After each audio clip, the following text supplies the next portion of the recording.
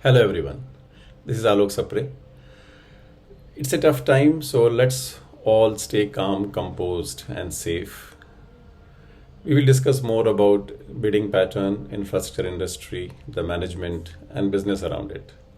We have seen the push of Government of India for more infrastructure projects in highway, railway, and metro, and even water and other segments. Highway remains a prominent theme other than high-speed rail and metros. Highways we have seen peculiarly. Our team has studied highway as well as railway projects for last 2 years in terms of bidding trend, and it throws open a lot of anomalies in terms of mindset of bidding, which you can review during the newsletter when you go through this current edition. So what we have seen in last 2 years, particularly pre-COVID era, that is before February 2020, there were largely PC projects where people were focusing upon, and banks were tough on the contractors because of the previous defaults, and ham were not getting closures that fast, and banks were not very satisfied despite of 40% of grant what government was promising. But then when started impacting the industry, and then bidding was going on between May to say October, we saw surprisingly that EPC bids have become much more competitive. Even few of the ham around that period were very, very competitive. People were quoting below the estimated cost, always a question mark, estimated cost, to the tune of 15 to 17% below the cost in some of the projects, and largely around 5 to 7% below the estimated cost. I don't know what was the motive, just to enhance the order book, or maybe the relaxations given by government for bid security, performance bank guarantees, advance guarantees, and prorated payments maybe could be reason. But then a lot of projects were taken by various companies during that period, which was surprising, because we also know that capability wise everybody cannot handle those many projects of that size. Today sizes are big, risks are more, but people probably were more competitive. And then from September, October onwards, when things were started opening slowly, the ham suddenly has become attraction for everyone, and big industrial, big business groups also were bidding and acquiring the projects.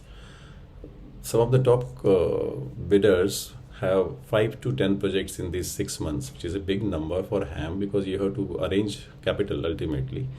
But then appears acquisition is the motive, not purely the execution and this thing, or maybe due to the incentive by investors, as early stage investor maybe they want to be, where they are putting in their skin in the game. People are trying to acquire assets and then get investor on board. So maybe the investor will take care of the management part, and then the developer, who is largely EPC player by their constitution, will focus on execution. So which becomes a win-win scenario, and it should augur well if it really goes in that way. Let's hope, because investor ultimately would like to draw value out of this proposition. Another good development is the government wants to be very quality cautious. They have brought in circulars for improving the quality, improving the regular checks on the quality every 6 months, and they want more digital inputs on construction and monitoring side of the business, which is a good input and required for the industry. And consulting fraternity should need to upgrade themselves from typically following the conventional method. They should try and bring in more realistic and use more of senior pro available in industry. In our case, like in my company, where me and my other colleagues, we are basically the industry, we have worked in industry for substantially long in operation and execution side, and we bring in that experience in consulting to the banks and industry and investors, which is a large value addition. And we want this trend to continue, because investors would like to see ultimately what is the project status really going to be, and how is the future risk going to be, what is the future costs for EPC and O&M, which is a key requirement to be could be done only by the experienced senior pro.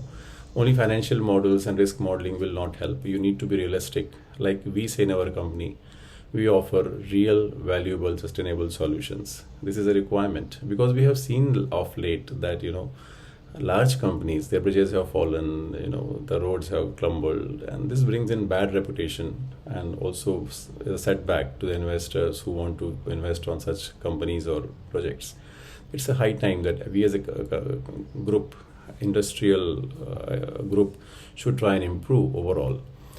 One more area is that in our bidding scenario, there are aspiration and competition. So this is a trend in industry from long.